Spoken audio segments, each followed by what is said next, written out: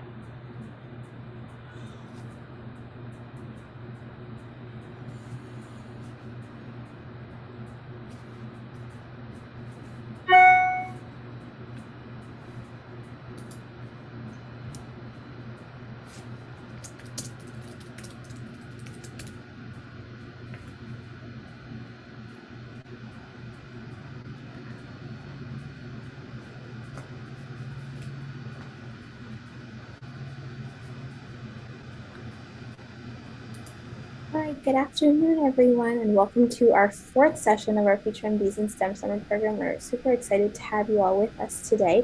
Just a quick reminder that today, after our guest speaker segment, we have a medical debate. So if you'd like to open up the doc at any point and start reading through some of the topics, if you haven't already done so, you're more than welcome to do that. The doc has been posted and sent out in your emails, and also it's in our Slack channel. But without further ado, we'll let our guest speakers get started. And if you have any questions for them, they'd be more than happy to perhaps answer them if they have time at the end through the chat or if you're raising your hand. But we'll let them take it away. Are their friends doing karaoke?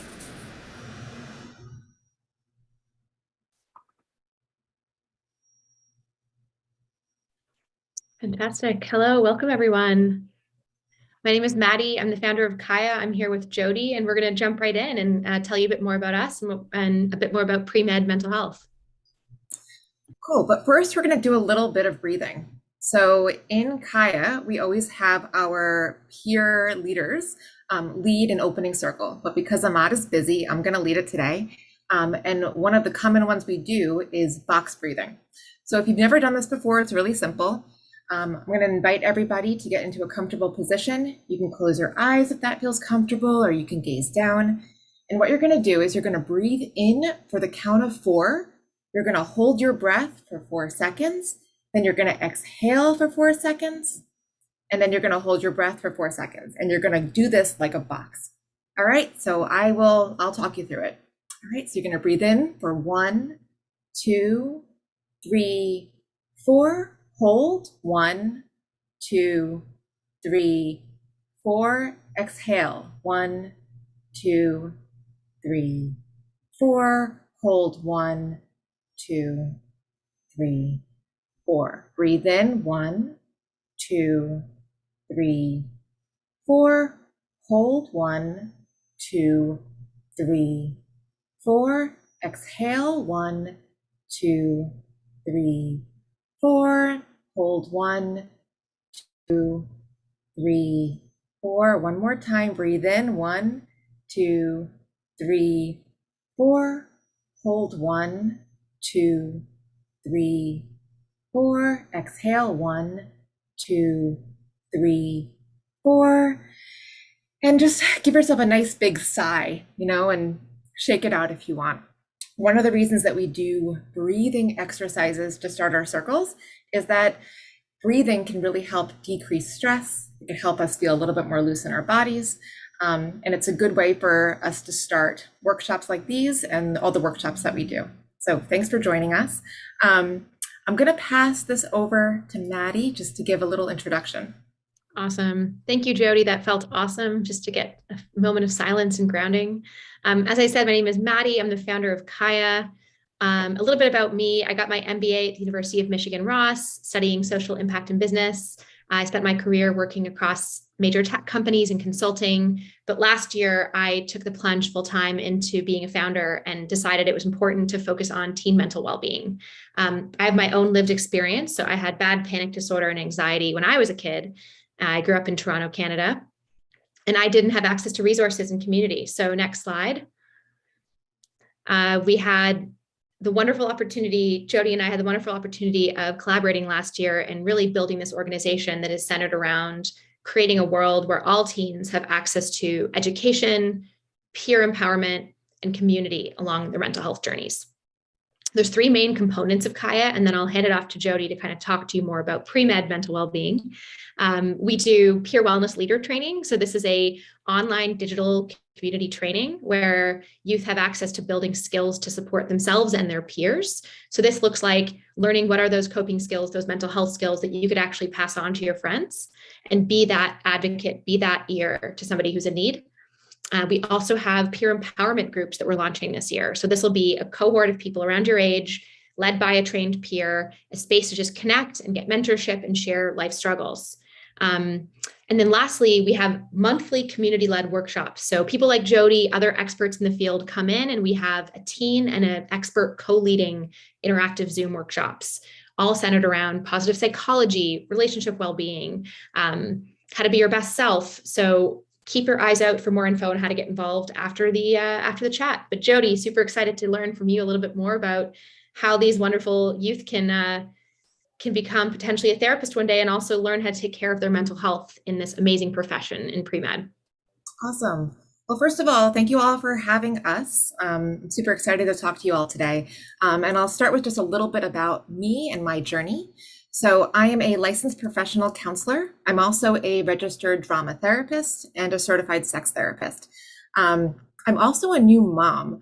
So something that you might experience today and something that you might experience when you're in med school is when you go for days without sleeping, sometimes it messes with your brain a little bit. And you guys actually might witness me losing my words, which is something that happens to new moms and also to med students, because when you're up all night, sometimes that's one of the first things to go. So if you see that happen today, you'll know that that's what's happening. And if it happens to you, it probably will. You'll know to expect it. I have a private practice in Connecticut, and I specialize in relationships, in sex therapy. I do trauma work. I do EMDR, which is eye movement desensitization and reprocessing. And I work with the LGBTQ plus community. I work in a small city that has a big hospital and medical school. If you've heard of Yale University or Yale Medical School, that is the town that I live and work in. So not only do I see a lot of doctors and nurses as clients, I also have a lot of friends who have gone through the pre-med med school residency journey. So I have a lot of experience as both a professional and as a friend. So I have a lot of thoughts today about what you can do to prepare yourself when you're in med school to have, a positive experience with your mental health. So I'll talk a little bit about why I chose my profession and my education. So when I was younger, like what Maddie shared, I dealt with some anxiety and some depression. I also dealt with some bullying, and it was so hard. And I remember going to see a therapist and feeling so much better and realizing that when I grew up, I wanted to help people the way that my therapist helped me. And I didn't want people to suffer the way that I did. And one of the things I love about my job is I help people really fall in love with who they are and help people live authentically in the world. So we're going to talk later about finding your why. That's my why right there. For my education, my undergrad, I did at Skidmore College. I was a double major in psychology and theater. And then I got a master's degree in drama therapy at NYU. And then after grad school, I actually was a research assistant on a project called Simply Being Human, which was a project helping med students access well-being during their med school journey and hopefully going on to have that positive mental health when they're doctors. And then I have post-grad training in sex therapy, EMDR, hypnotherapy, and relationship therapy. I've learned a lot through my career, but the two things I want to share that I think are most important today are, one, people seek help when they're in a crisis, not beforehand. And it's really important, and we'll get there, to seek help before you're in a crisis, not when you're in a crisis. And then the other big thing I learned is that human connection between you and other people is the most important thing, not only for you and your careers, but also just you as human beings. And I think another really important thing that I learned in my career is that destigmatizing mental health and destigmatizing seeking help is one of the most important things that we can do in this field. So we're going to talk today about positive mental health well-being as a pre-med student. So I'm curious, right now, what are all your fears and concerns about going into the STEM profession? I'm going to invite you to write it in the chat.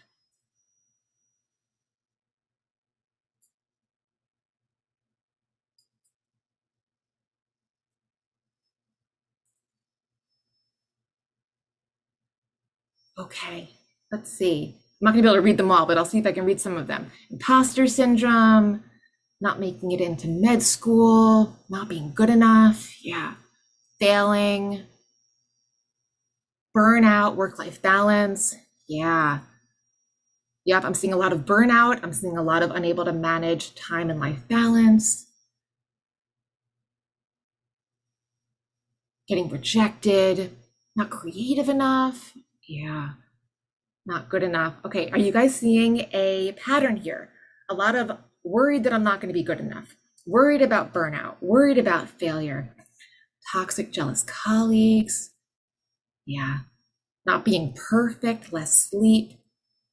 Thank you all for being so vulnerable and putting these in here. Falling out of love with it, job and home life balance in the future. Yeah, keep putting them in. Thank you for sharing. Lots of imposter syndrome. So are you noticing there's a pattern here and that you're not the only one having these fears, right? Everyone's having these fears. So everything that you put there are so common. And here are some more, right? The course load being demanding, being too much, worrying, like you said, about not being good enough, having trouble identifying what your boundaries are. If you have a test tomorrow that you haven't studied enough for and you're tired, do you study or do you sleep? That's a really, really hard decision to make. And it's almost like an impossible decision to make. So it makes sense that would be stressing you out. And yeah, competitive environments where only a few people get into med school, or even yet when you're in med school, competing for the same residencies, not knowing if somebody is your friend or your competition. It makes sense that everyone is feeling this way. And I'm so glad that we're doing this presentation because these are so common.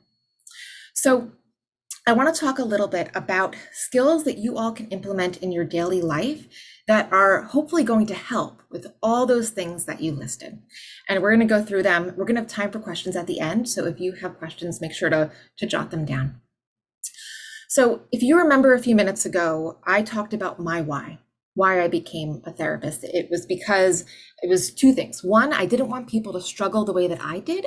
And then two, it was, I really love helping people fall in love with themselves. It's really important for you to figure out why you want to go into this field.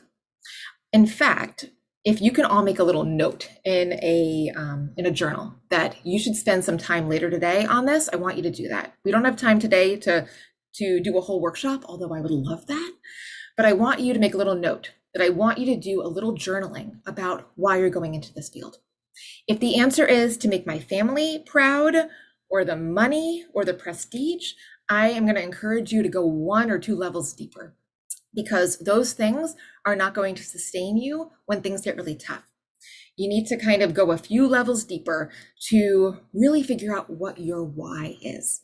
And a good way to do that is to journal, stream of consciousness, and kind of explore what that why is. And then once you know what it is, write it and put it on your wall, put it on your phone, so that when you're having a rough day, you can look at your why and it can recenter you.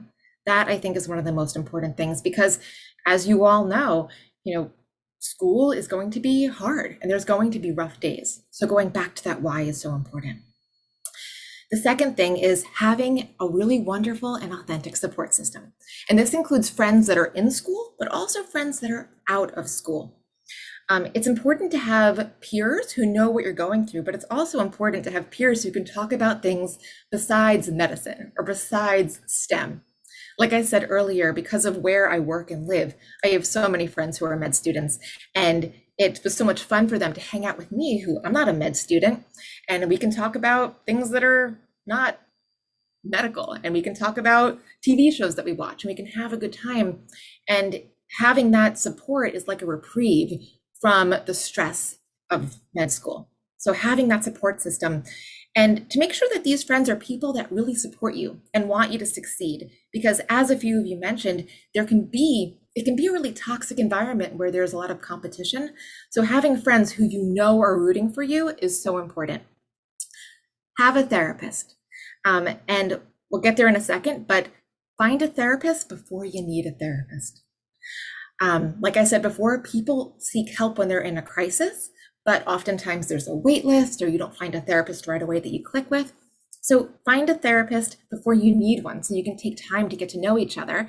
And then when there's a crisis, you have that person there for you. If you have time, like join clubs, get hobbies, have a life if you can outside of medicine. It's really important. So to have that support system. The third thing is to build a self-care plan. And we have a slide a little bit later to help you do exactly that. But a self-care plan is not something that you have and that you use during a crisis. It's something that you try to do every single day. And when you have a crisis, you keep doing it. And this helps you feel grounded. This helps you have boundaries. And again, when you're in a crisis, it's really hard to start things. So make sure that you implement things from your self-care plan every day.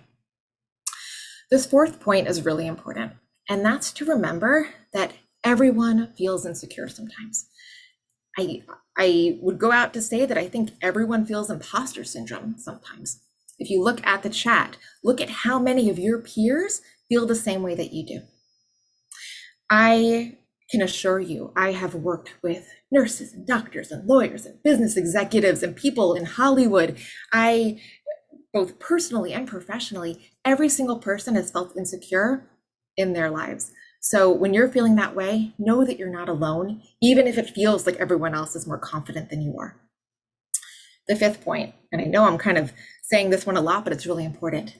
Get help before you need it. The moment you think that you might need extra support, reach out to a friend, call that therapist, get that help before you feel like you need it, because at that point, it might, not that it's too late, but it might be harder to get that help. The sixth point I have here is vulnerability plus boundaries. One of the best ways to make authentic connections with people is to be vulnerable. So find those friends that you can really be yourself with, and you can be honest about if things are tough or if you're having a difficult time. And also know what your boundaries are. Know what you feel okay sharing, what you feel like you don't want to share, and be able to communicate what you need from your support system. And then doing the best you can to stay organized. Don't cram for tests. If you are a person who has trouble being organized, that's me, especially after having a baby. Ask for help. That's a great thing to talk to a therapist about, because some people have a more difficult time than others around being organized. Down here, you'll see a really great quote from Miss Camila, who is a lead facilitator at Kaya, where she talks about the importance of personal boundaries and how my boundaries might be different than your boundaries. So to do the work to figure out what your boundaries are and why they're important to you. So something that comes up a lot with people when they're in med school is this fear of failure. And if you think about it, oftentimes when you're in high school, for a lot of times, things are easy. You're getting lots of A's on tests, and then you get into college and the course load and the coursework is harder. And it's common for people to have a more difficult time. It's common for people to maybe fail an exam for the first time. And that can be a really scary thing if you're not used to it, or if, this is not something you've dealt with before. It's important to know that failing and making mistakes is normal and it's inevitable.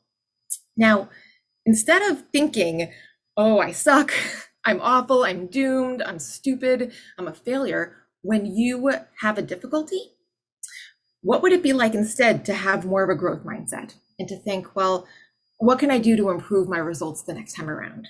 Or, how can I work harder, or how can I work smarter? And to really catch yourself if you're starting to have that negative self-talk, because that can send you in kind of a negative spiral where you're starting to believe these negative things about yourself instead of realizing that everybody makes mistakes. Everybody fails sometimes, and failure is see, that's where you lose your words. When you fail, it's an opportunity to learn, right? First attempt in learning. So if that happens to you, I really want you to remember this, okay? To have that growth mindset instead of getting stuck in your negative thoughts. So I'm curious for you all, how do you all manage or cope with your stressors today? What are your current coping skills and what's worked for you? What's been effective? You could put it into the chat. Music, dance and music, oh, I love it. Lots of music, meditating, working out, sleeping, good, talking to a friend, prayer, going outside, talking to family, talking to your counselor, awesome. Being productive, painting, nice, reading. These are all great coping skills. And look, there's some patterns, right? Lots of music or things around art or self-expression, exercise or moving your body, reading, getting out of your head. These are all great.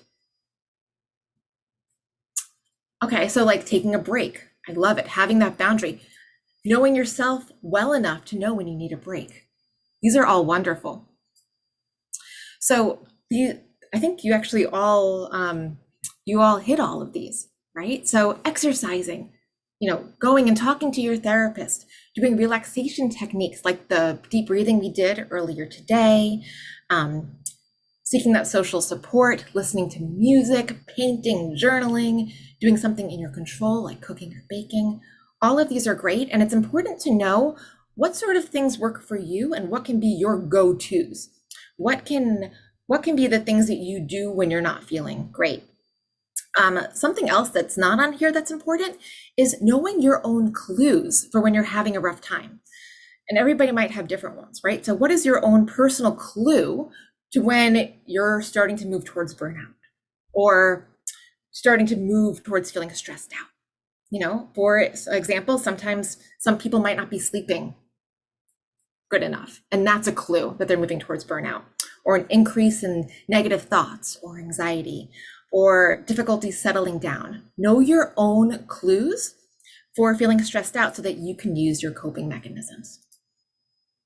And this is the self-care plan I was talking about earlier. Actually, one of our Kaya fellows created this, and I think it's just such a cool visual representation of an example of a self-care plan. So what I want you to do here actually is look at this and note which one of these things might work for you. What sounds good to you? What sounds like a good part of a self-care plan? And maybe make a little note. And a lot of these you all mentioned when you were talking about your coping skills. For your mind, knowing your boundaries, taking a break, taking a day off when you need to, learning something new, saying no. For your body, treat yourself. I love it. Get rest, exercise, eat nourishing foods, drink water. And then for your spirit, a lot of you were saying prayer. Prayer is a wonderful, wonderful tool. Meditating, journaling, connecting with other human beings, listening to music, spending time outside. Like I said before, this is not something to do when you're in a crisis. This is something to do every single day. And then when you are in a crisis, you're going to feel more grounded because you already have a plan. So is anything else missing from this plan? Anything else that you think might be a good activity to add to a self-care plan? Feel free to put it into the chat. And I definitely recommend to make one of these for yourself, because what works for me is not necessarily going to work for you, for other people. Showers. Oh, that's a good one. Yeah. Motivating quotes. Yeah. Figuring out what's wrong with me. Yeah. Sometimes doing some journaling or like just asking yourself what's going on, a warm bath, although not today, it's really hot where I am. Traveling, driving, skincare routines, yoga, new. So the cool thing is that there are endless possibilities for your self-care plan. You just have to figure out what works for you, and you got to stick with it. Mindfulness, yeah, taking a break from the internet. That's a hard one, but that's a good one too. Awesome. You guys are doing great. So when Ahmad asked me to do this, I actually texted a bunch of my doctor friends and my friends who have partners who are doctors. And I asked them, if they had any advice for you all, or if they could go back in time, what's advice that they'd give themselves when they are going into medicine, when they're in pre-med. And this is what they said, this is what they sent. And it's basically the stuff that we've been talking about, right? Normalizing talking about mental health and destigmatizing getting help. Something that a lot of them said that I do want to share with you all is that oftentimes the medical school environment can be kind of toxic. There's an idea that you're encouraged to be resilient and you're encouraged to do self-care, but there's sometimes not help or support in doing that. You're kind of left to your own devices. And so it can be kind of confusing. You're being told to take care of yourself, but then you need to work these crazy hours, or you have to, your course load is just, very, very difficult. And so it can be kind of confusing to be told one thing, but then not to get support in it. So to really just be aware of this and to set yourself up for success when it comes to your mental health, and just to know that this happens so that it's not a surprise. One of my friends said that if your friends and family are telling you that they're worried about you, to believe them and to get help and to not wait for it to get worse. They had said that having mental health issues, especially anxiety and depression, is so common around providers and students. And the fact that people don't talk about it, it really is doing everyone a disservice. So, changing that culture, talking about it with your friends, being honest about it, knowing that not everyone values mental health, but it's a really good thing to value mental health, and it's a good thing to have a therapist. The other really important thing is when you are starting to interview for med schools down the road, for residencies, for your internships, ask them about the culture. Ask them about what it's like. Talk to students who are there, because like we said earlier, a lot of these programs really breed competitiveness and it can be very toxic, but not all schools are like that. I'm actually very, very lucky that Yale is actually a school that doesn't do that. They like to build relationships between the students, and that's something that's special about that school. And there's other schools like that. So to get curious, to ask them about what it's like to be a student here, so what you're walking into. Because I think that when you know what you're walking into, you can prepare. You can get your self-care game really, really good, and you can make sure that you have your support system ready to support you. And you won't be surprised if you walk into a situation that feels really competitive and really icky. So I appreciated my friends kind of giving me that insider look so I could share it with you all. Okay, so we're going to pause here. Does anyone have any questions? You can raise your hand, you can put it into the chat.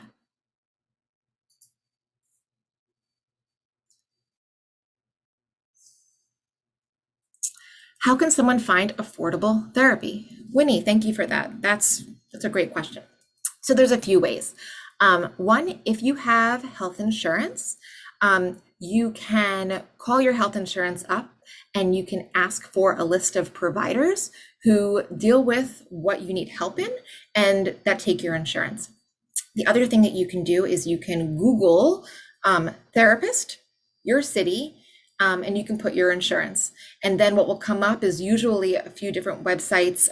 One is like Psychology Today, but there's other websites that will come up for you. There's also great websites, are directories of therapists. Psychology Today is one, Therapy Den, Inclusive Therapist is another. There's so many of them. And you can go through, you can read therapists' bios, and you can reach out to them.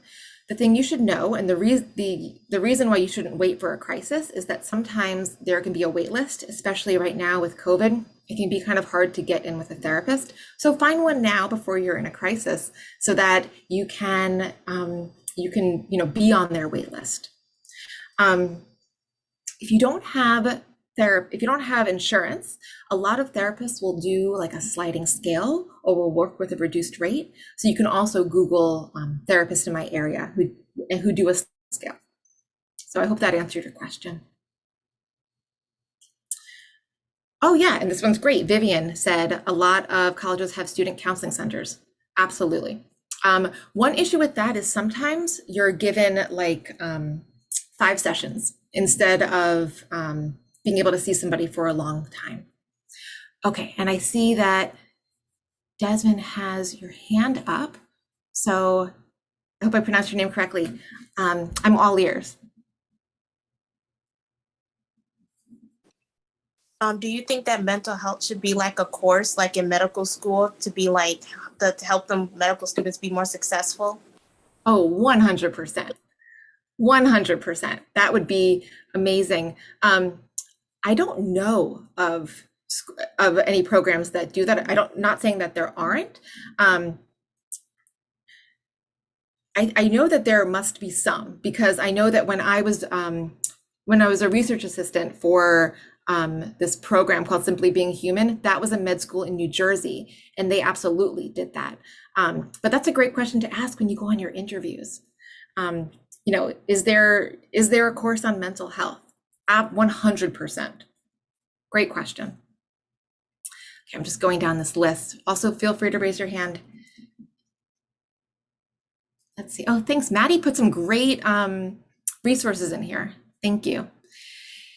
Kimmy says, what's the difference or the line that draws taking care of yourself and being selfish? Oh, I love that question, because I don't know about you, but a lot of us were raised to believe that if you take time for yourself, that means that you're selfish, or that means that you're taking it away from other people. And something that I like to think about is, if I don't take care of myself, I can't take care of anybody else. If I don't have self-care, if I don't have boundaries, then I'm not going to be an effective counselor. I'm not going to be an effective mother. I'm not going to be an effective partner. So I actually believe that if you don't take care of yourself, I don't want to say that it's selfish, because that's pretty negative, but it's so important to take care of yourself. And one of the reasons is so that you can continue doing your work. Being a provider, right? Being a doctor or a nurse, helping somebody is such an important job, and it's a hard job. And if you don't take care of yourself, you're not going to be able to do that. You're not going to be at the top of your game, and you're going to want to be at the top of the game. So thinking about it like that might be helpful. And yeah, Winnie, please let me know or sorry, Kimmy, if I answered that for you. You're welcome, Winnie. Yeah, I hope that there are electives for it. It depends on the school. These are great questions for when you interview. Winnie says, I have a school psychologist. Can that be a substitute?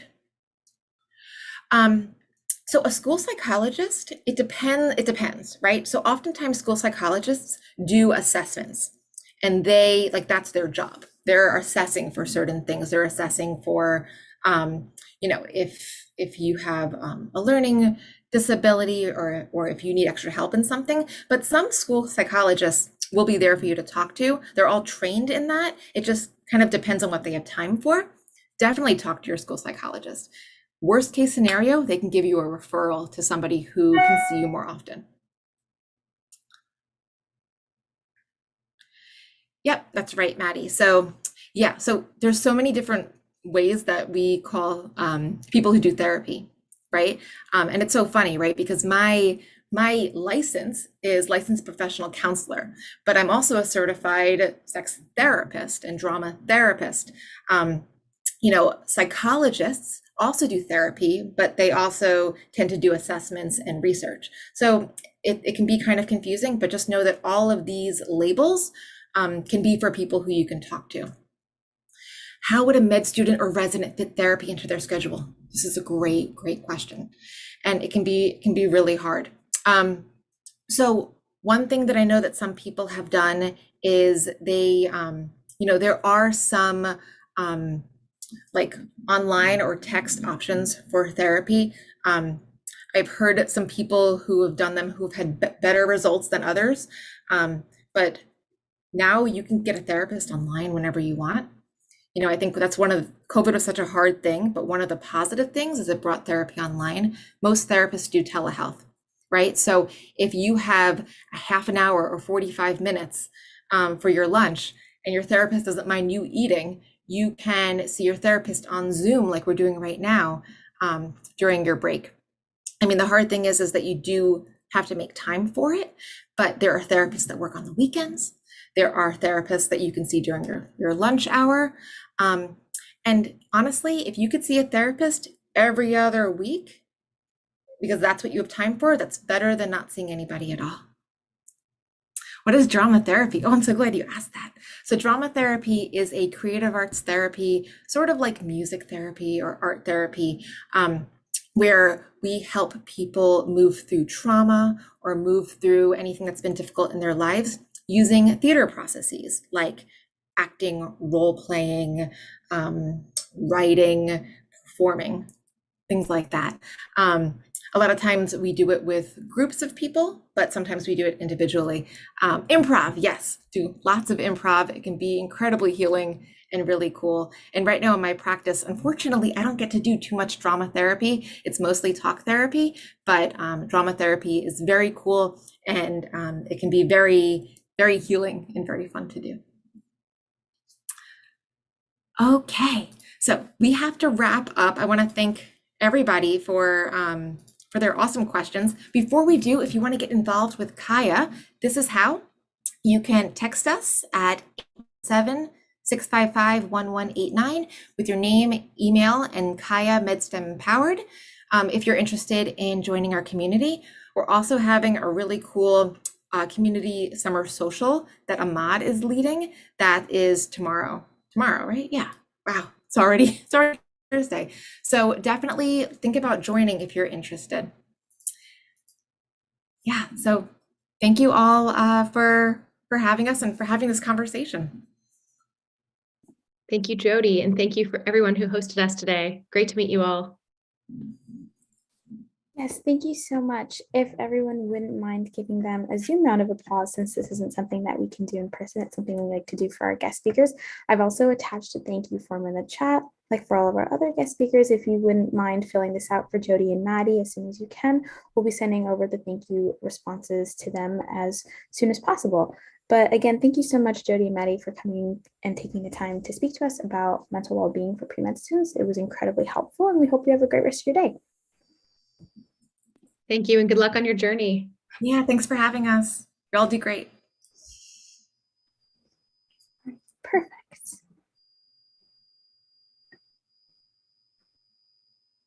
Okay, everyone. So again, please fill out the thank you form once you have a chance. For Jody and Maddie, we'll be sending those responses over to them. But in the meanwhile, what we'll get started on now is our medical debate. So if you have seen the document, we sent it out over email and also Slack. I'll send it again, just in case it might have gotten lost in the chat. But if you want to keep this open during the debate, that would be helpful in case you've forgotten one of the topics, or if you just want to have something to refer to. Essentially, the way that this is going to work is that we're hopefully asking that you could participate either by typing something in the chat or by unmuting yourself at least once. Of course, this is only if you're comfortable doing that. But again, the more participation we have, the better the conversation will go. But how this is going to be structured was that we'll be splitting you up into breakout rooms, and there'll be one of our team members per breakout room. We're hoping to be more like flies on the wall. So we're hoping to not have to perhaps like lead the conversation, because we want this session to be more you participant driven.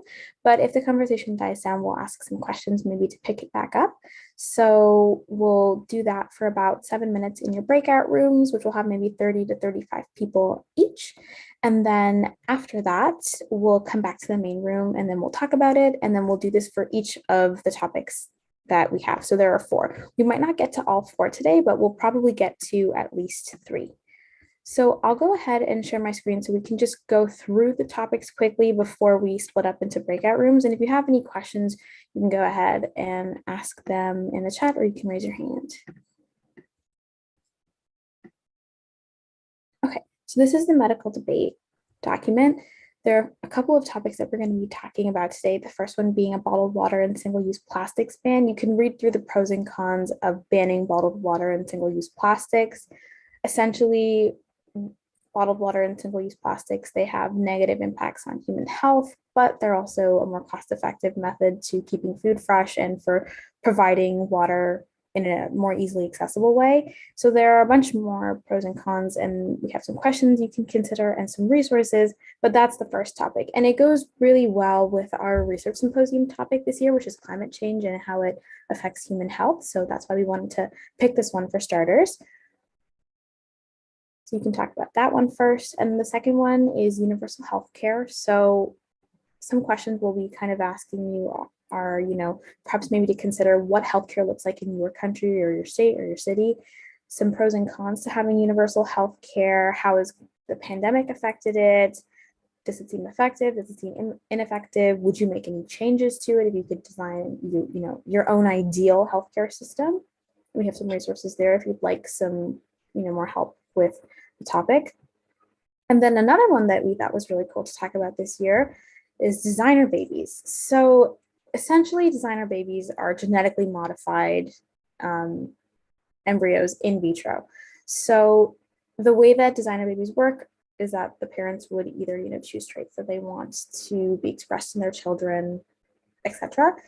And this one tackles more of an ethical standpoint. So we wanted to hear from you all about what you thought about perhaps using designer babies in the future, some pros and cons, etc. Should this be legal? Is this a viable source for couples or individuals that want to have children? Are there more ethical considerations that we should be taking into account? Should this be okay? Should it not be okay, etc. And again, for all the topics here, there are no right or wrong answers. It just depends on how you choose to support your argument, but there wouldn't ever be a case where what you're saying is incorrect. And the last topic is artificial intelligence in medicine. So artificial intelligence could be really helpful because it can speed up the process because we have a lack of doctors and medical staff. So it would allow more patients to be seen, but also artificial intelligence systems might make errors. And if they make errors, would those errors be fatal? Those are just a couple of the things that are pros and cons, but you can read more about this here. You can read more about the questions, and then we also have resources and more topics to discuss if we have time, but I think we'll probably only get to 3 of the topics today. Okay, so I'll stop sharing my screen and I'll see if anyone has any questions, but I don't think people have had any questions so far. So what we'll do is we'll open up the breakout rooms now. Once you get into your breakout room, you're more than welcome to just get started. You don't have to wait for us. You don't have to raise your hand on Zoom. You don't have to really do anything. You can kind of just start with what you think of the first topic, which is a ban on bottled water and single-use plastics. You can just start talking about it right away. We'll do that for 7 minutes and then we'll come back. So I'll go ahead and open up all the breakout rooms now. Again, we'll just be here in case the conversation dies down, but we'll mostly be flies on the wall. And of course, you can type. All right, so I've opened up all the rooms. Have lots of fun.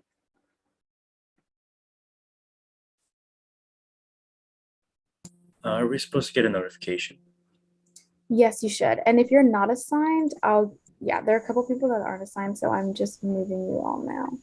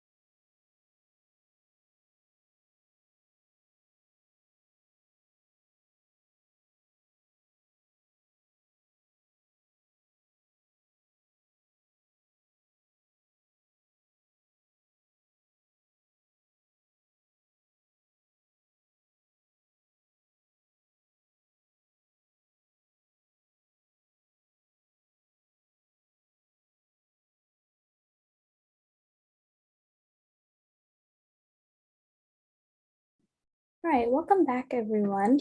So the way that we're hoping that this will work is that you're all more than welcome to jump in at any point with what you think about this. And then if you have any questions, we'll pose them to you and you can also ask questions to each other. But if anyone wants to get started on what they think about the ban for bottled water and single-use plastics, you're more than welcome to just go ahead and jump in. I think we as a group agreed that it would be really, really hard to completely ban all single-use plastic um, because it's going to be very expensive. And the government, we decided that the government was the main issue for that because they think it's very expensive and it's going to take so much work to kind of remove all single-use plastic and convert it to maybe reusable plastic.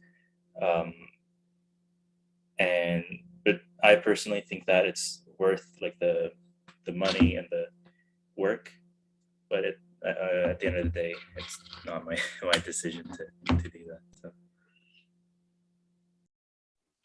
I also agree with that because you're right. The government is the main issue, and it can take a lot of work, and it would be worth the money and the time to invest in finding reusable bottles because then it could eliminate the pollution and stuff that could put humanity at risk. Because even though the plastic is safe to drink out of, it's still piling up and everything, and it can cause different pollution. So if we can eliminate that, then I think it'll be great. I agree. And my group was also saying that maybe we could implement biodegradable water bottles, since I know there are biodegradable plastic bags and biodegradable things that everybody is starting to use. And with the awareness that people are gaining with climate change, they're wanting to help the environment even more, and it can help the companies boost their sales, which could be a pros for them. And also, most of the single-use plastic that we think would be recyclable is not even recyclable. So if you throw it in the recycling bin, it doesn't get recycled properly.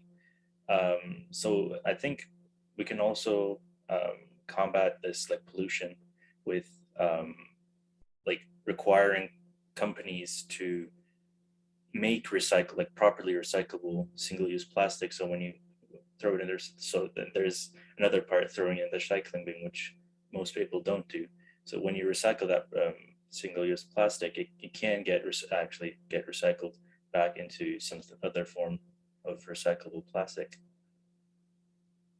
I also think that it won't really be worth it if we only partially ban the use of water bottles, or we only partially use reusable materials. Because if we only do it partially, then some people who maybe don't care as much about the environment won't put an effort into implementing this, and they would still use non-reusable water bottles or just plastic. I also want to bring up the point of, or the impact about how this will have this impact on poor areas of the country who rely on bottled water rather than tap water, especially when tap water is not safe in some of the countries. And so having bottled water be packaged in materials other than plastic will definitely raise the price, and inflation is already bad enough as it is. I agree with that the inflation is really bad. And going back to the point to where requiring companies to do recycling, they can always just find a way to get around that, because some companies could deceive and find a way. There's always going to be a way to get around to deceive someone or do something. If they require to recycle, they'll find a way to get around that, so that way they won't have to worry about the recycling, and that could also become an issue. So I think it's just all about choosing our battles and picking which one, because each side has a battle that we're gonna have to choose. We just have to assess the risk and then find out whether the risk is greater than the benefit, if you see what I mean. Also, sorry. Oh, I was just gonna say, there's obviously a lot of alternatives to bottled and for I guess, bottled water. For us to not use bottled water, like for example, if we look at our European countries such as Italy, they're already having like portable like water where they just like let the people bring their own like canister or whatever and just like put it in a fountain and then they can drink it. But it's just a question of, is our country, for example, the US, like, are they willing to do that? Like, if our Europeans can do it, like, we can obviously do it, but it's just up to our government. Like, and that's why we can't have like good stuff, like having drinkable water. And like, even if we do implement the stuff of like having fountains, it's just the idea of, is it really going to be sanitary and drinkable? How do we know that they're not like poisoning the water, or are they efficiently cleaning and sanitizing the fountains, or like purifying the water? I think doing something like that is especially hard in the US and Canada because of the like sheer mass of land. There's so much land, and you won't be able to cover like everywhere with the fountains that you put. In Europe, it's really easy because it's small land, small countries, compact countries, and I lived in Turkey for until grade 7, and there we had my grandpa lived in another city. Uh, Around her neighborhood, they had this fountain that always like went on because it came from the mountains. The water came from the mountains, and people would fill up their like those 16-liter huge I don't know what they're called, huge bottles. They would fill those up and then take them home for free from the cold water that's running for 24/7. Yeah, and I agree with you because I also have similar experience because I'm from Sudan, which is a country in Africa, and their like water fountains like are not safe. Back to, I don't know who said this, but someone was saying how like in poorer countries, like access to water fountains or wells is not as sufficient because the water is not safe, like it's not clean drinking water. So bottled water is the only way that people can drink safe. Like even at schools, like the water fountains aren't clean, and people are only like able to rely on like plastic water bottles. I think something important that we need to keep in mind here is like, I saw a comment that was like, is it like we can imply these things to like have a minimal change, and even this like minimal change can help out in the long run. So I think like it might not have the full effect that we want, but at least we're making a small change. So applying them will help. Issue is how much sacrifice the small change costs and whether the small change is enough for the sacrifice that we use. And I agree with what Emily is saying. Usually companies and businesses do look at the picture like that and look at a greater benefit most of the time. Again, like it's always a business. Having bottled water is also a business. And to take that away, I think it's always affecting a cycle that they're used to. It's always just like that one sort of, that life cycle where if you take one thing away, like, I don't know, an insect, then all the things that it causes, I feel like it would be that effect. But again, it's just like how strict can they be around this and how much they're willing to actually look at the benefit and make those changes for the people that deserve that. Yeah, because our benefit is the planet. Like that is the overall benefit. Like we only have one planet and we're hurting the only planet that we can live on. So I think it is worth trying to do these things, even if it is a sacrifice, even if it's a monetary value. Like you can create another planet. Yeah, and I think that's exactly how everyone should be looking at this. If you and I can understand these points, why can't these companies or why can't the businesses kind of like at least attempt to make those approaches that are more safer for everyone, plus the planet, and also affordable? I mean, it just, when you begin to keep thinking about it, begins to become frustrating because like you see it all happening, you see the money out there, you see the like all the issues, but then how is it so difficult to just put it in place? That's just the question. When like we see other countries around us making some of these changes and actually attempting some things, it's frustrating, to be honest. I think what's also very important, or something that we can do, is, educate people on the topic of climate change and how, how there's going to be consequences in the long run. Because when we educate people on this topic, then they're going to be more willing to, recycle or use, reusable materials, or, maybe just use a water bottle rather than just like plastic ones. So I think it's very important to also educate people in that aspect. I also wanted to point out that we have to also think about, that some people's jobs are dependent on plastic water bottles. That's I don't know I can't remember who said this earlier, but like the water bottles is what makes money. So if we like get rid of plastic bottles, then we could get people out of a lot of jobs, because there are factories that make it and the factory workers work there to make it and they earning an income, and companies are like making a whole bunch of money. So they would be losing a great amount of income, the economy would, if we eliminate bottles together. But at the same time, if we invest in another material, we don't know if that could be as as profitable as the plastic water bottles, especially since some people may not buy it or invest their money into it because it's something new and it's something that's just too different for them wanting to drink out of it. Also, I see some people talking about like having the tap water be drinkable for places that it's not already drinkable. So I live in Ontario in between three huge lakes, but the water from the lakes is very hard and it's not like it's undrinkable, and they have to cure the water and do all these sorts of procedures on the water. So when you pay for the hydro bill, is it called a hydro bill? I think it's called a hydro bill. When you pay for the water bill, half of what you're paying is for the cleaning of that water, and some people might not really like that.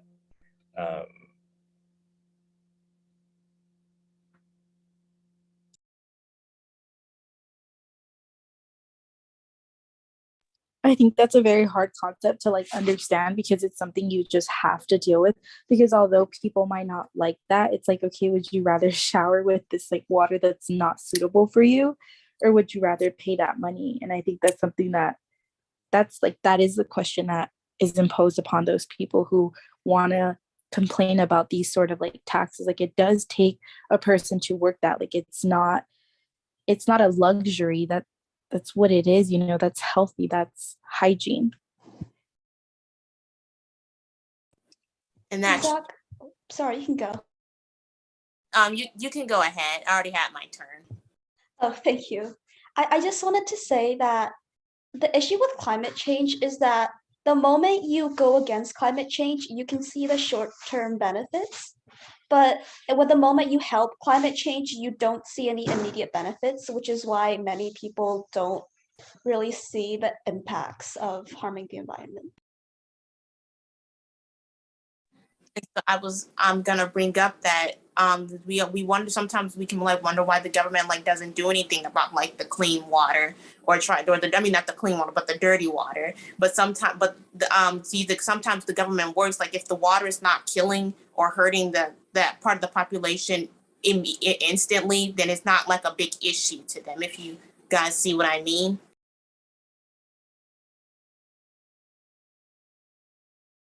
I just wanted to bring up an example of like, for example, like remember that whole thing where the government was trying to ban plastic straws, and in certain states they started like it's only upon request. And I just wanted to use that example of like how it would be hard for us to like. It's not that I'm not agreeing. Like, I agree that we should ban water bottles, but I'm just like thinking of like not alternatives, but like I guess disadvantages of how the government thinks. So if we go back to the plastic straws banned, there was like a lot of alternatives where stores were using bamboo straws, for example. But if we go to like different like restaurants and whatnot, most of these restaurants are still using plastic straws. Like, there is an alternative, bamboo straws, and they're better than like tree straws, because I know people were complaining about the like the tree alternative straws that it was too soggy or whatever, and that like bamboo straws were the like good alternative, but like none of these stores or restaurants are using that alternative. So even if we banned, for example, like uh oh my god, I completely shut down bottled water, I feel like people will still find a way to like be like, oh, we still need it, or there's no good alternative.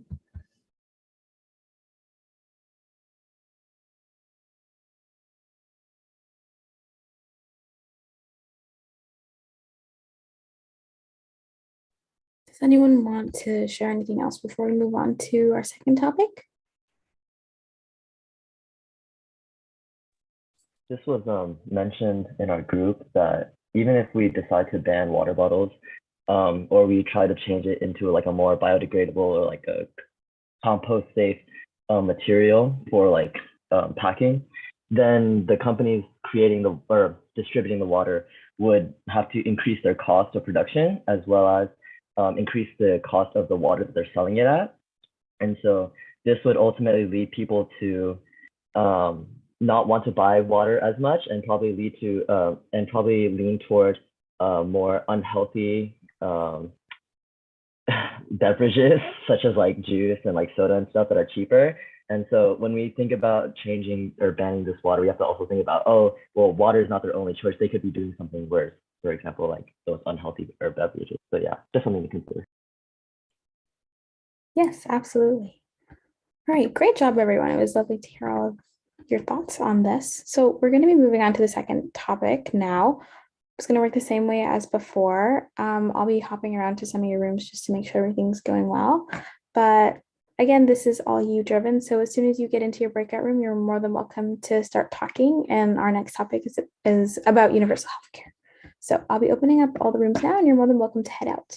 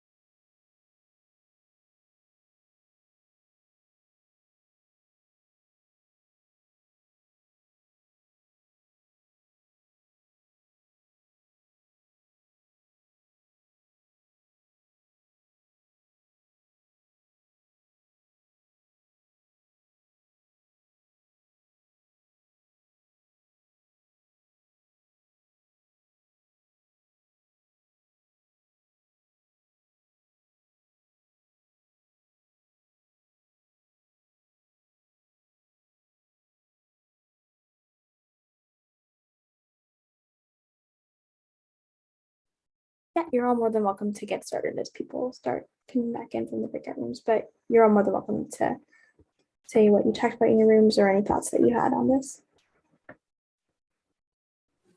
Well, I wanted to bring up like the second question was like how has COVID like affected like the healthcare? And so I think it's affected it like very negatively because first you have like the nurses and the physicians are being burned out and overworked because there were so many cases that were like rising, and so they had to like work hard to take everybody in and trying to make sure everyone gets like the help that they need, especially since it's like a life and death situation because they don't know who's going to survive COVID or who's going to die. And so then on the other side of that, it's also like increasing like disparities because the people with COVID have to get like the beds and stuff first before other people sometimes. And so this can like be like kind of unfair, especially since everyone there, people get hurt every day, and then people now are getting COVID. And so that just kind of like, it creates an ethical situation of who do you help first or who do you help last, kind of. You guys. Yeah, another problem with implementing universal healthcare to a country like America would be just the money, because like there are a lot of doctors in America that get paid so much money, and in order for the government to handle that, they would either need to decrease the pay of doctors because now it's going to be a government job instead of like a private clinic or whatever. It's going to be a government job, and the government would determine the pay for the doctors, and it would be much less than what they get right now. Or the taxes are going to have to skyrocket to be able to accommodate for millions of dollars of salaries each year. And if you reduce the doctor's pay from, let's say, $800,000 to $300,000, that's going to create, I think, riots across the country with doctors. Yeah, I guess that is one downside, but I mean, it's not a relatively new topic in the US. I feel like look at California, for example, they're already having like implementing somewhat like or heading to the way of universal healthcare. There's already a program called like Medi-Cal, which is like people can have like low cost to no cost of healthcare depending on like how much you as long as you're like a low income person.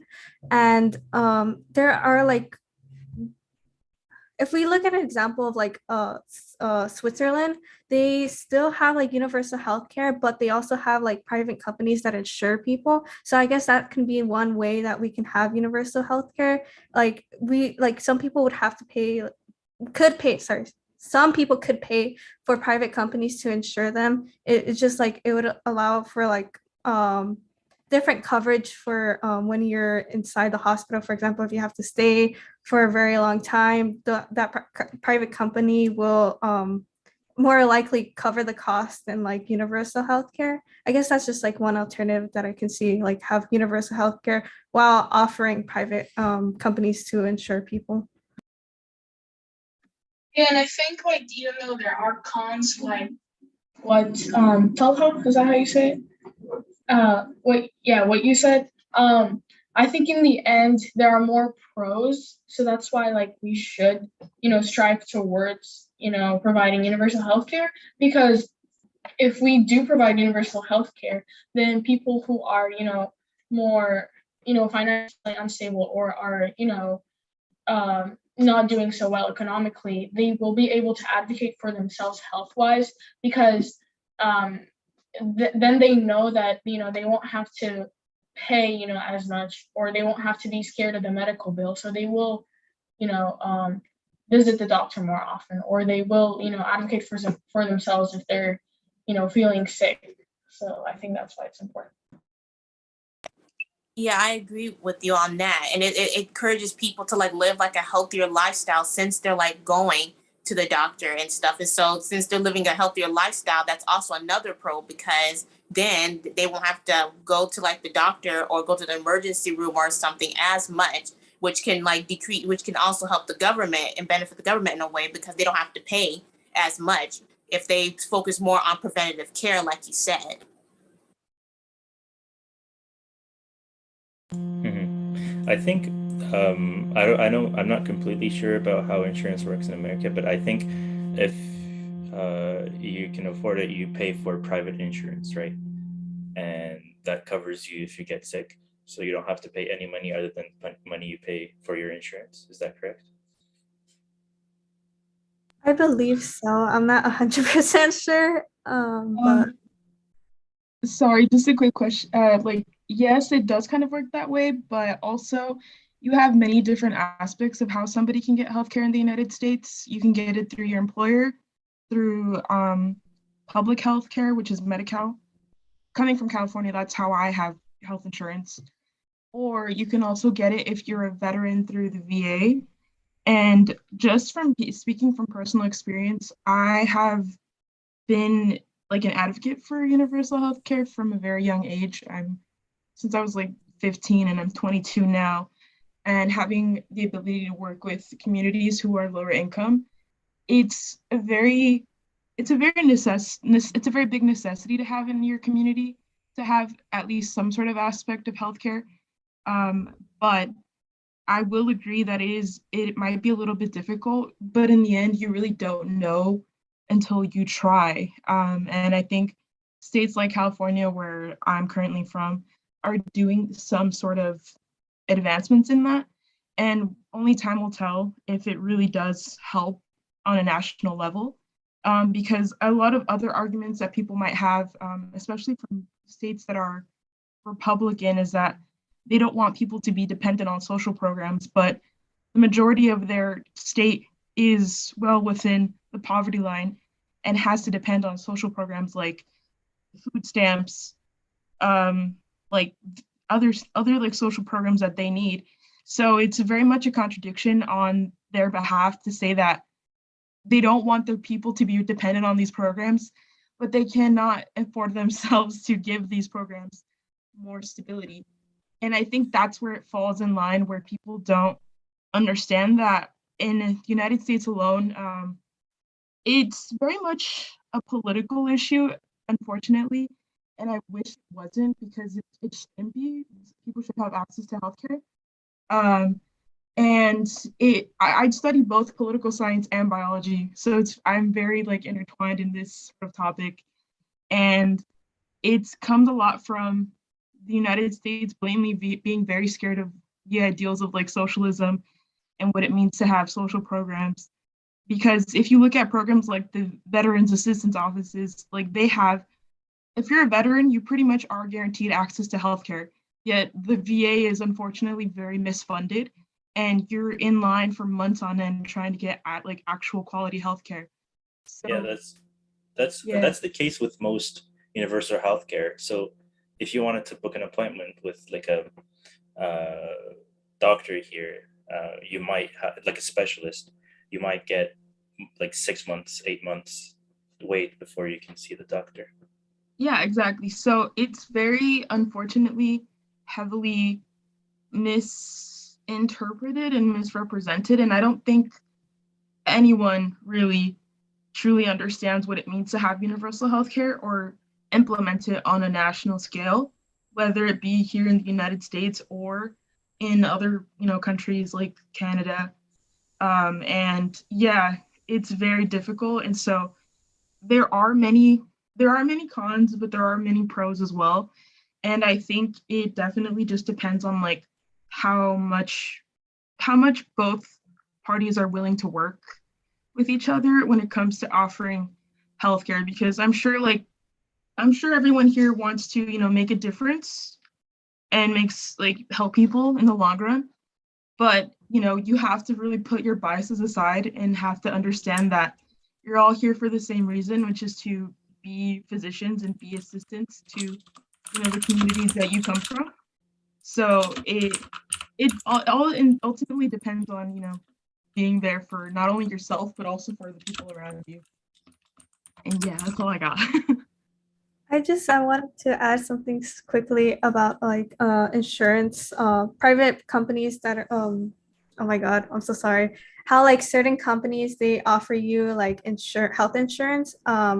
It is like it sounds like a good thing, but at the same time, there's always like that one downside not all companies offer it, and it actually also depends of whether you're a full-time employee and a part-time. Usually part-time employees, they don't get offered health insurance. So that was just one thing I wanted to add. I wanted to add that since I do agree, that actually I don't agree, but I do know that that full time and part time don't receive the same amount of insurance, and so I feel like that can be kind of like a disparity as well, because that everyone deserves to like get help, or that's what many people would feel. But as we do have to put our biases aside and find out like a way, because either way we're going to have to choose our battles, and we just got to assess whether the risk is outweighs the cons, not the cons, but the risk outweigh the benefits of it, because the benefits of universal healthcare is high, but then you got the cons of it, which can cause like other different type of issues, like for different countries, like mostly the issue of like disparities and stuff.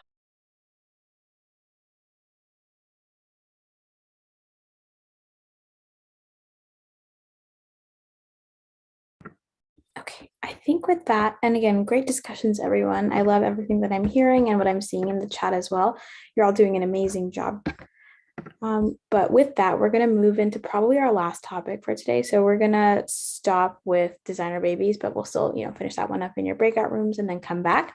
But I'll go ahead and open up your rooms now. And again, please feel free to start discussing as soon as you get to your room.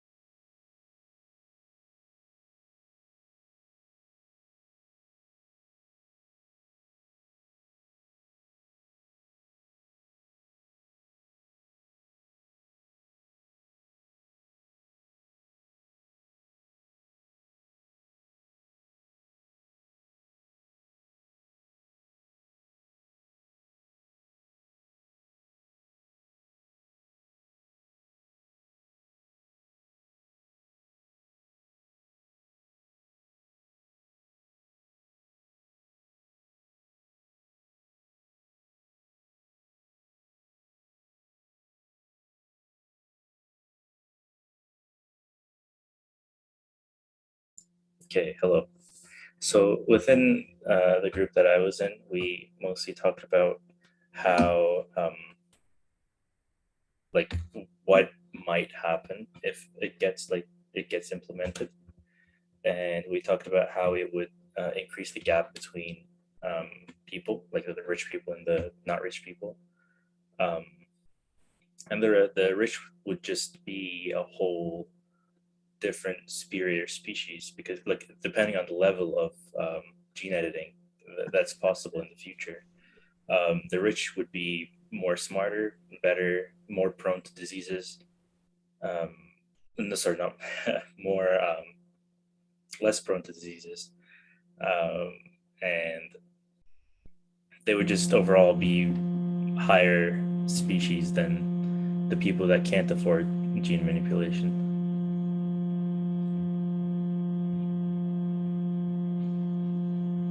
I do agree that it does cause some disparities, which it could cause disparities like between the rich and the poor. And as Afnan has said, it also gives disparities to like orphanages, because people are not, now that genetic designer babies are coming out, they're not going to want it. Less adoptions are going to occur for the children that whose parents are died or anything like that. So they'll be kind of like, they'll be raised at the orphanage, and they'll never get some parents and get parents. And so that could lead to like, an overload in like orphanages, and they'll end up having to let kids go, and where would the kids go is the question. And so that could be really detrimental to the kids, to children in general, because it make it seem like no one wants them or something like that.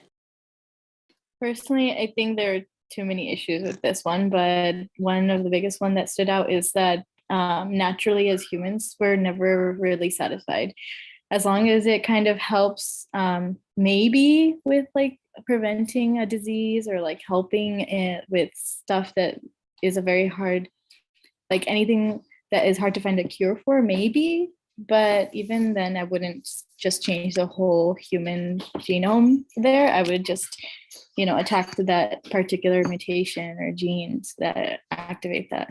And so as naturally, we would always want more, even if we think that maybe our child or that kid is perfect, quote unquote. I feel like just as human nature, we will find something to point out or say that this was not that good, or something that you could always change. So it's just natural as humans to feel that way.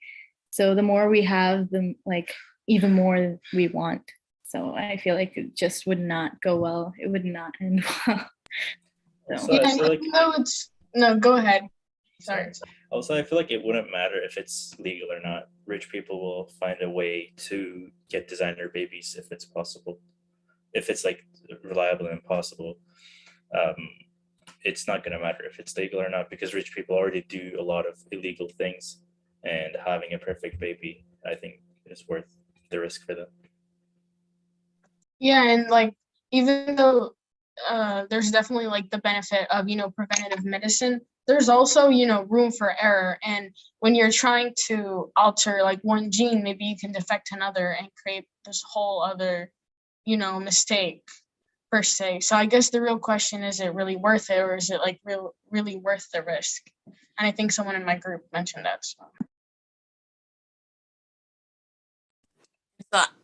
To answer the question, like, should designer babies be legal? I don't think at this time it should be, because there's like too many issues that could like come up. However, if the government like gets a hold of this, like the government knows of this, and so if they feel that the success rate may be higher than the lower rate, which means that they could become like different things could happen, like the baby could they could like do the wrong gene and things come up. If they feel that it's more successful than least the less successful, then they're probably going to rule in favor of it and make it legal, because the benefits outweigh the risks. And so then that could be another issue, because people may not, other people may feel that it may be more riskier to do it. So I guess you just got to still pick like your battles, or which one you want to fight, and which one is more beneficial to fight. Then yeah,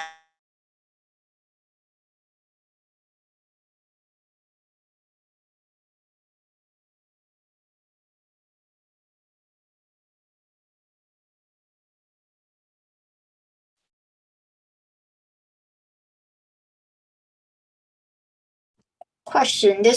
I addressed this in the chat, but like I don't think anyone answered yet. But like I thought, and correct me if I'm wrong, I thought that like if let's say it did became legalized and like this like became the norm, right? You know, creating like these designer babies, wouldn't it just cause more problems in the long run? Because now everyone is trying to become more like this ideal person. Like I know people's definition of like a perfect person is like it varies, but essentially it pretty much would hit many of the same things. So wouldn't it just cause like more disorders, like more disorders that target that because it's so common? Like essentially the flu, you know, but correct me if I'm wrong.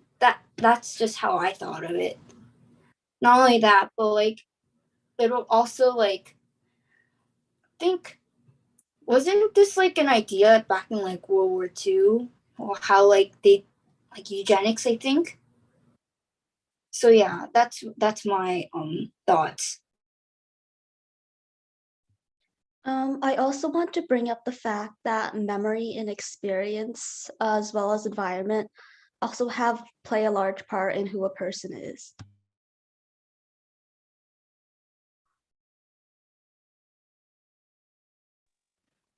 I have a question for everybody who, I don't know if there's anybody who agrees with designer babies, but what makes them agree with it?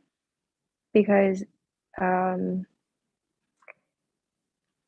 what if, like, plastic surgery, we all know that it's like widely accepted now, and like a lot of people go out and get plastic surgery, and if designer babies became like plastic surgery, how would that affect the people that aren't like designer?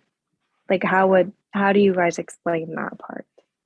Yeah, I think that's like the biggest concern with this, the fact that it creates so much like difference between the people who can afford it and the people who can't, because with like designer babies in the future, with technology, anything will probably be possible to make them more smarter and whatnot, as I said before, and that would just create a whole other species of humans. Not only that, but like say workplaces start asking if you are a designer baby as a label, or like schools start asking if you are a designer baby on your application. What are your chances of getting in compared to these designer babies? See, I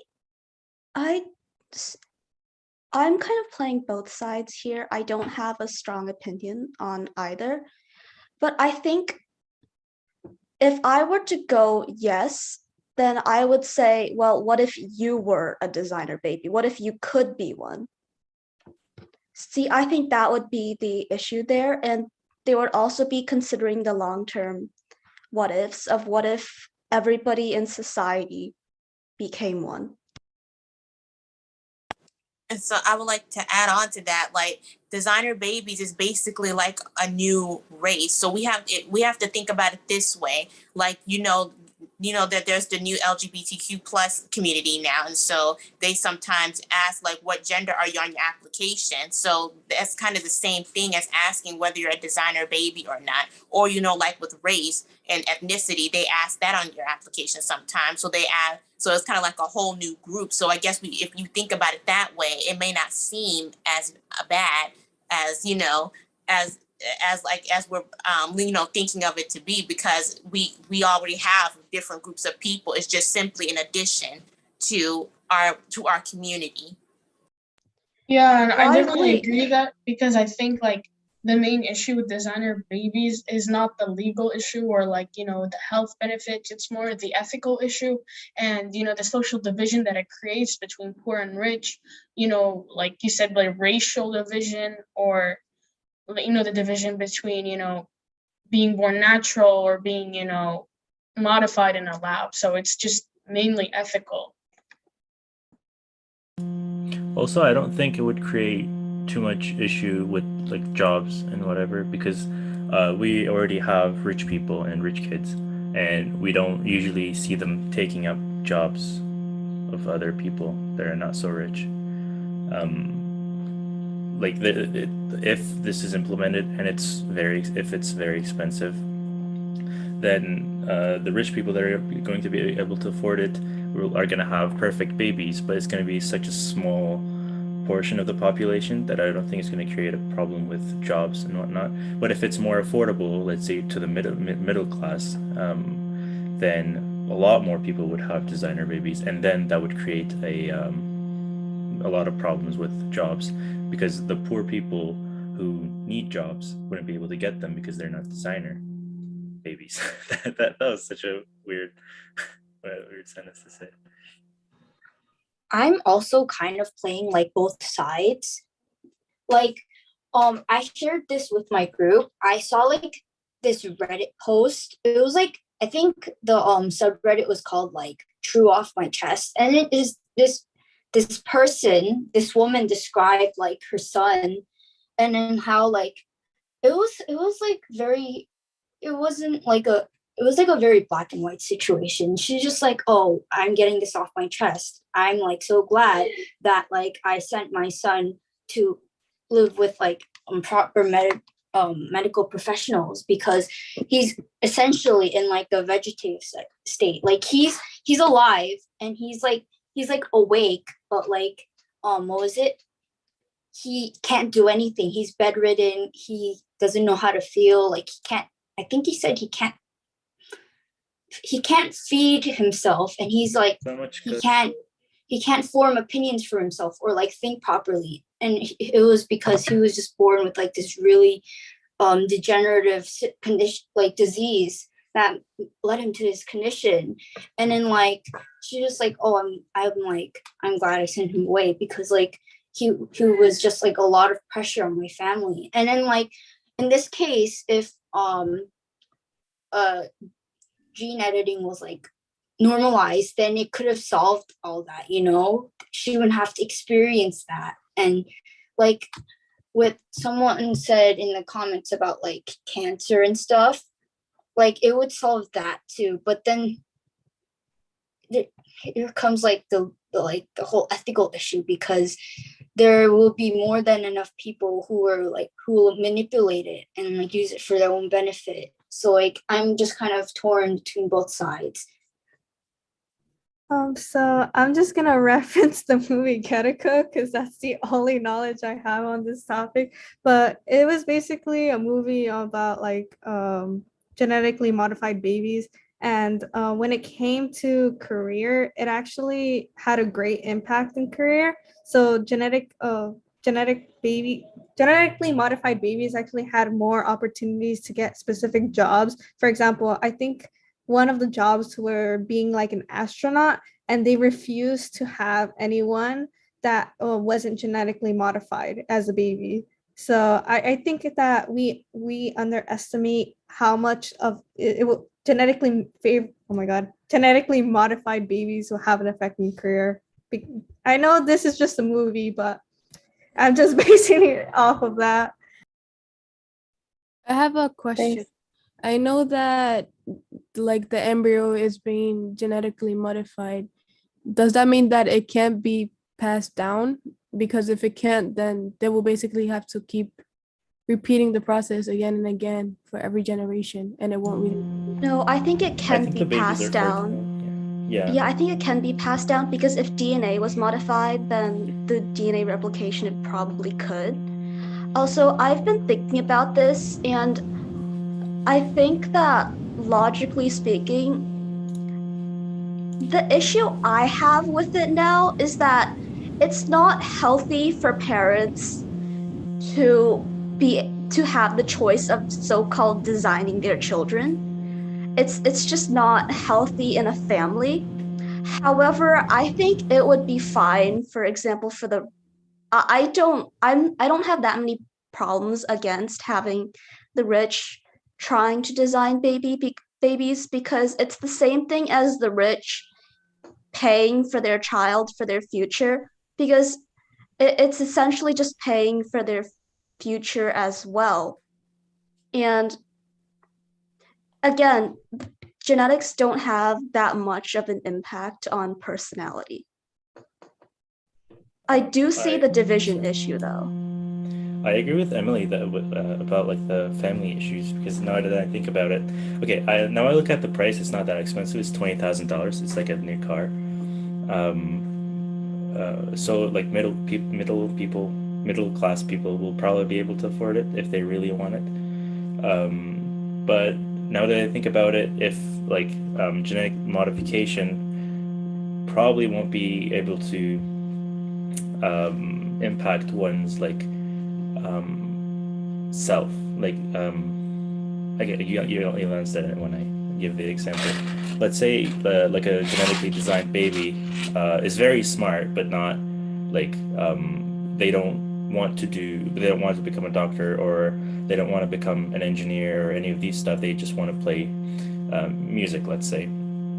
So then the family like would go, I spent $20,000 on you just to make you smart, and you want to do this other thing that you're interested in that's not going to make you a lot of money.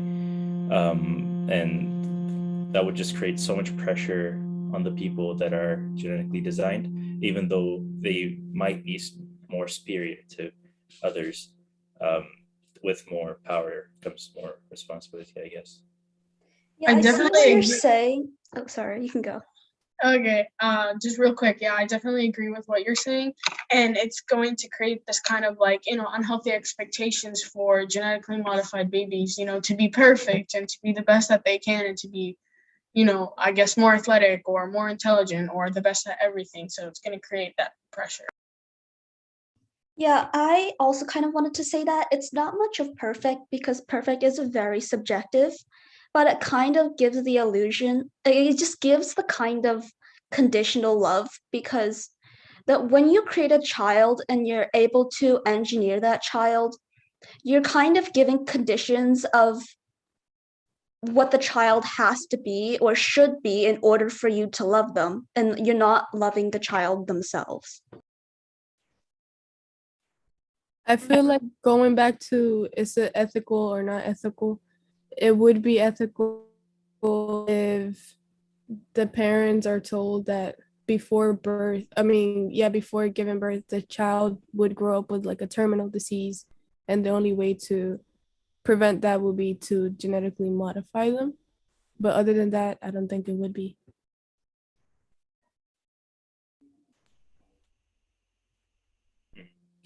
I think also in the future it would be more affordable. I thought I initially thought it would be in the millions for the price of a baby, but even now with the new technology, it's $20,000, and we all know as like time goes on, technology becomes cheaper, and I feel like this would become more accessible to more people in the future.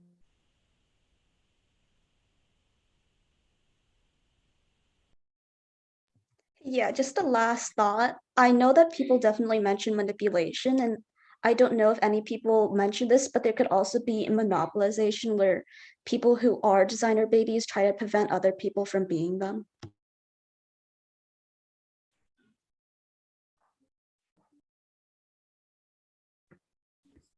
All right, everyone. Great job. It was lovely to hear from all of you. Lots of great conversation, both through talking and also in the chat. Again, we're really happy with all the conversation that we've heard today. Hopefully you learned something and got to talk with some people in the program.